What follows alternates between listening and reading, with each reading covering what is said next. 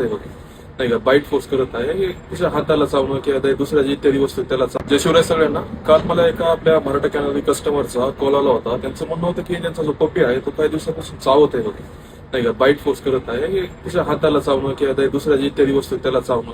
त्याचे कारण काय उपाय का असं त्यांनी आपल्याला विचारलं. तर त्याच्यावर बघा भरपूर अशी कारणं आहेत. आता एक पहिलं कारण असं आहे बघा की 30 दिवसापासून ते 4 महिन्यापर्यंत जी डॉगची एज असते, पप्पीची एज असते, त्या एज मध्ये पप्पी नाही का नॉर्मली त्याला दात यायला सुरुवात झालेली असते. त्याच्यामुळे त्याची ती दातामध्ये सळसळ होणं, खाज असणं या कारणामुळे तो चावायचं बघतो जी वस्तू असेल ती.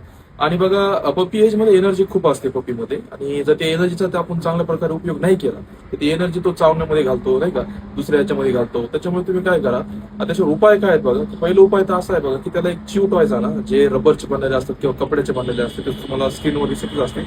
असे टॉयज त्याला तुम्ही खेळायला आणा, जेणेकरून तो त्याची ती चावण्याची सवय किंवा ती बाईट फोर्स त्याच्यावर यूज करेल, म्हणजे ती चावण्याची सवय तर निघूनच जाईल.